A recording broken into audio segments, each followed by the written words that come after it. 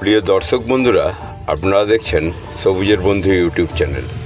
আমি দেবজিৎ আপনাদের কাছে নিয়ে এলাম আজকে গ্রাফটিংয়ের পরবর্তী সময়ে যে পরিচর্যা গাছকে নিতে হবে তার একটা ভিডিও। তো দেখুন, এটায় আমি একটা সেন্সেশন গাছের সায়ন গ্রাফটিং করেছিলাম। তো সায়নটা গ্রাফটিং সফল হয়েছে, কিন্তু পাতাও অনেক বেরিয়েছে, কিন্তু ঝড়েতে ওই গ্রাফটিংয়ের ওপর থেকে দেখুন যে জায়গাটায় গোল করে ঘিরে দেখিয়েছি আপনাদের ভিডিওর থাম্বনেলে, সেইটা এই যে যেই জায়গাটা সরু হয়ে গেছে। মানে কেন হয়েছে না, এটা একটু ঝড়ে মুচকে গিয়েছিল।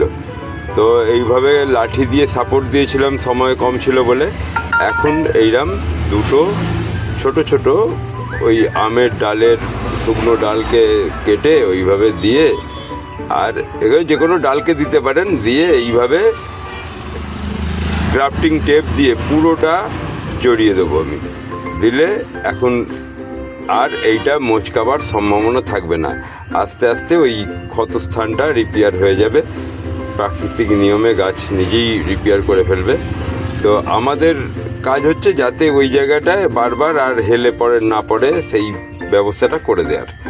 তা এইভাবে পরিচর্যা গাছকে করতে হবে, করলে কোনো অসুবিধে নেই, খুব সুন্দরভাবেই আপনাদের এই গ্রাফটিংগুলো সফল হবে। তো আমার ভিডিওটা যারা দেখেন আর এখনও সাবস্ক্রাইব করেননি, তো তাদেরকে অনুরোধ করব একটুখানি সাবস্ক্রাইব করে আমার পাশে থাকবেন। এরম রোজ ভিডিও দিতে আমারও ভালো লাগবে। তো আপনারা এইভাবেই গ্রাফটিং করুন এবং পরিচর্যা করুন, সুন্দর হবে।